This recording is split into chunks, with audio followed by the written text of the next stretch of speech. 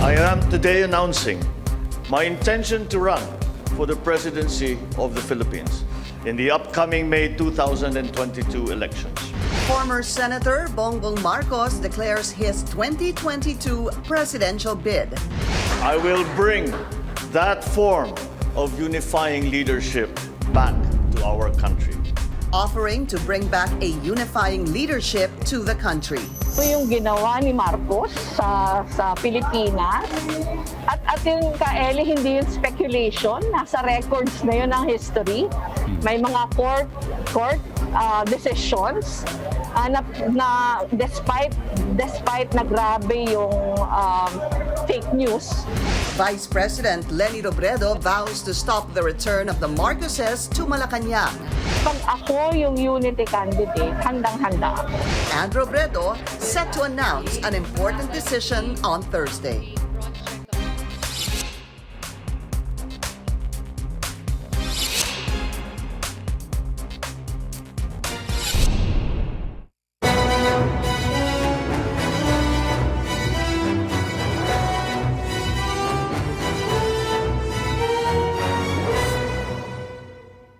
The 2022 election fever continues as more personalities express their intention to run for the country's top post. On Tuesday, former Senator Bongbong Marcos declares his presidential bid.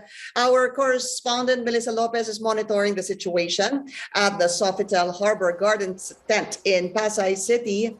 Mel, what's the latest there? Hi, Pinky. Today would be the busiest day so far in this week-long filing of certificates of candidacies. Big names have advised that they will be filing their COCs before the Commission on Elections within the day. Among the early birds we're expecting is Public Works and Highways Secretary Mark Villar, who earlier said that he will be filing today at 8:08 in the morning, supposedly a lucky number. However, we have not yet seen him here. He just resigned from the cabinet in time for his COC filing, and he has been bummed about political plans, but already had several TV commercials out in the past month. This filing would confirm which position he's gunning for. Apart from Villar, we expect the tandem of Senators Ping Lacson and Tito Sotto to come here just before noon to formalize their presidential and vice presidential candidacies. Their senatorial bets are also expected to hand in their certificates around 10 a.m. Lacson and Sotto are running under Partido Reforma, which will join forces with Soto's Nationalist People's Coalition for the 2022 campaign. Also, former Senator Bongbong Marcos indeed yesterday announced his plan to run for president, so we are on the lookout for his arrival to officially file his candidacy. We can recall that he lost in the 2016 vice presidential race and spent the last 4 years or so insisting he was cheated, although the Supreme Court, sitting as Presidential Electoral Tribunal, already ruled that he indeed lost to Robredo. Re-electionists are likewise expected to troop to Sofitel's Harbor Garden tent, like Senator Joel Villanueva and Mig Zubiri. Labor leader Elmer Bong Labog of the Kilusang Mayo Uno will also be filing his COC for senator later today. Some party lists also coming here, such as Anak Pawis for the Urban Poor and Malasakit Movement, which includes former MMDA spokesperson Celine Pialago as its nominee. We'll keep you updated as more politicians come to file their COCs today until 5 in the afternoon. Back to you. Okay, Mel, we'll get back to you with more aspirants making their way at the Harbor Tent in Pasay City. Thanks a lot, Melissa Lopez there reporting to us. Shortly after Bongbong Marcos' announcement, the camp Vice President Leni Robredo said that she will make an important announcement on Thursday. Our senior correspondent, Anjo Alimario, is in Quezon City, where supporters of the Vice President will be gathering today. Anjo, what's the latest there? I think, you know what, it wasn't an easy journey for Vice President Leni Robredo. She took it upon herself to carry the burden to try to unite the opposition. The goal was to field a single candidate to challenge the administration. And to do that, she initiated unity talks among possible candidates. And tomorrow, all questions will hopefully be answered as she faces the nation. In her past interviews, Robredo admitted she talked to all potential and rumored presidential and vice presidential hopefuls, opening up about her heartbreaks and frustrations. And she even got close to getting Manila Mayor Isko Moreno and Senator Manny Pacquiao into the same table, but both Moreno and Pacquiao declared their own presidential bids. Robredo has been quite clear about her intentions to run to end the Duterte administration's rule and bar the Marcoses from returning to power. And with her rival, Bongbong Marcos, now joining the presidential race, did this seal the deal for Robredo to set up another face-off with Marcos? Now, she reiterates the presidency is always a destiny. She's been frank with her supporters. She won't run just to please them. It's for the best interest of the country. It's no secret that Robredo isn't the front runner in recent surveys, and while she's aware of her numbers, she says surveys won't be a deciding factor for her. Opposition coalition Bayan convener retired Justice Antonio Carpi also pointed out, historically, those who are leading in early surveys eventually lost. Bayan nominated Robredo to be the face of the opposition in the presidential derby, the most qualified to fight plunder and dictatorship. Now, thinking if she decides to run, it'll be interesting to find out who's going to be her running mate and who will make up the senatorial slate under her ticket, and we're lucky to get the answers during her important announcement tomorrow. Back to you. And yeah, the question really is, Anjo, will she run for president in 2022? That's what the public is waiting for, the decision from the vice president. And you are right. Who will be her running mate if she decides to run for president? But Anjo, her recent trip to Camarines Sur also sparked speculations that she might also run for a local post since she transferred her voter registration. What's the latest there? That's right. I think she did transfer her voter registration from Naga City to Magarao, but it was upon the advice of her lawyers who wanted consistency in her actual residence. Her spokesperson was quick to clarify it didn't mean that she has decided to run for governor of Camarines Sur. Robredo repeatedly said, well, it's an option, it's not a priority. Pinky? Thanks a lot, Anjo Alimari reporting from Quezon City. Are we expecting another Marcos Robredo face-off? Let's go straight to the source of the story. We have Bayan Muna Chairman and also a senatorial aspirant, Neri Colmenares. Congressman Colmenares, welcome to the source. Maraming salamat po sa inyong oras. Thank you. Maraming salamat din, Pinky. Thank you very much for inviting me on. Did it even come as a surprise to you when former Senator Bongbong Marcos announced that he will be gunning for the presidency in 2022? Well, to a certain degree, kasi he's been silent the past few months. He never comments, and so we were thinking, is he really planning to run for the presidency?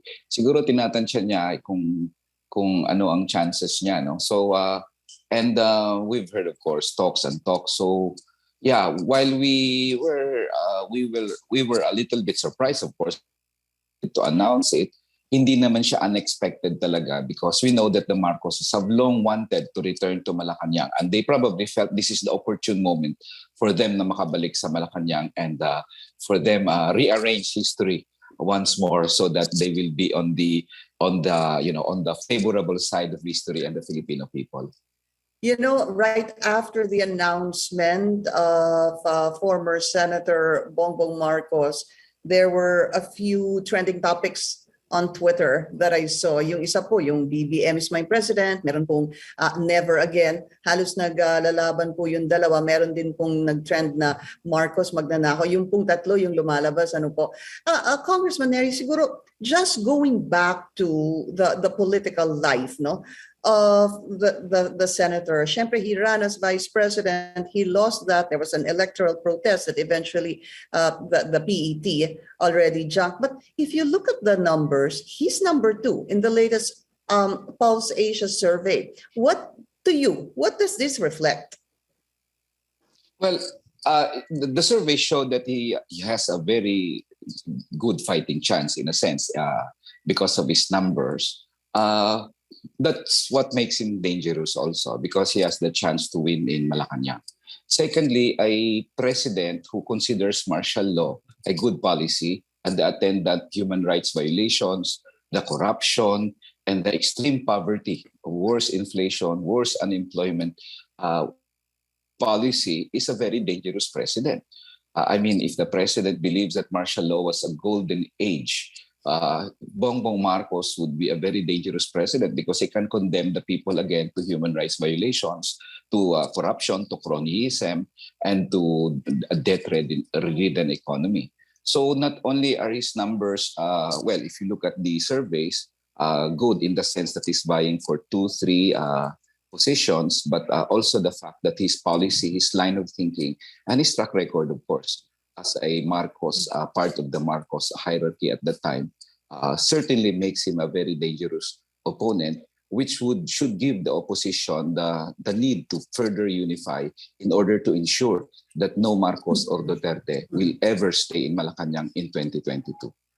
And that is the narrative of Vice President Leni Robredo. Ang sabi niya, no more 6 years of a Duterte administration or the administration bet, and no to a return of the Marcoses. Now, you have Vice President Leni Robredo, her spokesperson, saying that an announcement will be made tomorrow. Bukas pa po. Ang dami na pong naghihintay. Ano bang plano ni Vice President Leni Robredo? And then after the announcement of former Senator Bongbong Marcos, what do you think, sir, is the likelihood that the Vice President will also run for president?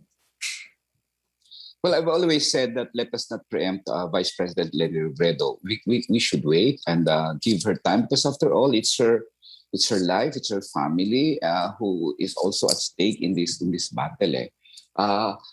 Personally, I think now the chances of her filing is more probable, I should say. I don't want to preempt her again, but the chances of her filing is more probable, and that probably be a good sign in the sense that the opposition is now engaged. Of course, we will continue to stress the need for a unified opposition. Hopefully, all the candidates that will go against Marcos and Duterte will band together and unite and endorse the strongest, the best possible way to win against this well-entrenched resource. The resources of the Duterte administration is really humongous. So we will really have a good fight in 2022. But if you may allow me, Pinky, to make my prediction of President Duterte, tyranny and dynasty, is plummeting popularity, and the facts about corruption and the incompetent COVID response and the poverty of the people will certainly have a big dent on Duterte and Marcos. That's why Bongbong Marcos needs to really think well of how he will position himself in relation to the Dutertes. But in any case, both of them should be considered as dangerous people in Malacañang. As I mentioned a while ago, any presidential candidate who believes that martial law was a golden age, that martial law was a great policy, is a very, very dangerous president.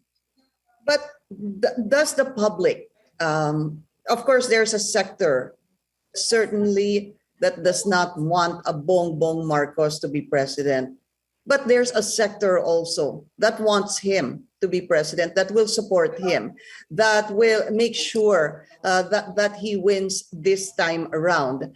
Even if you say that it's a dangerous time, or it would be dangerous for Bongbong Marcos to be president. Tell us, because there's still that sector that thinks that a Bongbong Marcos as president will be good for the country. Yes. Well, Pinky, I've always said that one of the greatest crimes of people like or Marcos, for that matter, is to divide the poor. They were able to convince a lot of people that they're the Messiah. The task, I think, of the opposition and those candidates running against them is to make these people aware. I do not want to call them stupid. I don't want to call them, they're misguided idiots and so on. These are people who believe, who were manipulated. I would like to think so. Were manipulated to believe that this was a good era. Duterte's era is also one of the greatest eras in history. That's why it is for the opposition to painstakingly win them over. We will win in 2022 if we also manage to not only galvanize the entire opposition to the Duterte-Marcos tandem, but also manage to win over people who were misguided by their political propaganda. And we can just point out to these people, look, are you faring better now than before? You are not faring better now than before. In fact, the promises have been unkept, and it is very easy for these people to realize. So, yes, even if people who believe that martial law was a great era, I think as the fact that the vice presidential election 2016 showed, there are more people who believe that martial law is one of the bloodiest and most brutal and darkest chapters in Philippine history that must never be repeated again. We suffered a lot during those martial law years, and I, as a young student then, and I don't want the next generation of Filipinos to suffer that. And certainly a president who believes, a presidential candidate for that matter, who believes that was good, the human rights violations, the cronies, the corruption, inflation was almost went up to 47% during martial law, Pinky. And the poverty incidence from 30 about 43%. Unemployment went up to an average of 11% during the martial law years. It even went up to 12.6% unemployment in 1984. So how can that be the gift to the Filipino people? Next year, we've already suffered the pandemic. We cannot have a president who will lead us to not just tyranny, but also to extreme and abject poverty. So I guess this is not merely an issue of human rights violations during martial law, but the economic decimation of the Philippines at the time and the extreme poverty suffered by the people. So all this issue, all these discourses will come into play in the elections of 2020. And we will make sure that the Filipino people become aware of this experience of the Filipino people in one of the darkest and most brutal and bloodiest chapters in Philippine history. I just want to focus on that point you said, that it is something that needs to be told to the Filipino people. That narrative that you said needs to be said more, pushed more, and told to as many people as possible. However, with something like that, Kong Neri, when you look at the population, the voting population, it seems that there is, and you can correct me if I'm wrong, that there is also this, a younger generation that could possibly be a swing vote, obviously for any candidate. How important do you think it is for the younger generation to to participate, to be informed, and to decide correctly in 2022? Yeah, very important, Pinky, that the youth will participate. Well, we've been encouraging them to register. We've been encouraging them to vote. For after all, it is their future that is at stake here in 2022. So they are the most interested in participating. The fact that they were not there during martial law is something that we need to contend with. We need to explain to them. And I have always trusted the youth. They're open-minded. They're very critical because that's what they do in school, right? I mean, they need to study. They're open to new ideas. And I believe if you only make them aware of the situation at the time and even the situation now, we will be able to sway them to the opposition in this case. The social media onslaught of the Marcoses there must be a counter narrative there to win over the youth in 2022. Okay. Bayan Muna Chairman and senatorial aspirant Neri Colmenares. Sir, I wish to speak to you again. Let's do another interview up close with you on your senatorial race. I know that this will be your third time to gun for the Senate, but we'll reserve that for another time. In the meantime, sir, thank you so much for your time. Bayan Muna Chairman Neri Colmenares. Thank you, sir. Maraming salamat po, Pinky. Thank you. After former Senator Bongbong Marcos' announcement and pending Vice President Leni Robredo's decision, how will this change the 2022 election landscape? A political analyst weighs in after the break.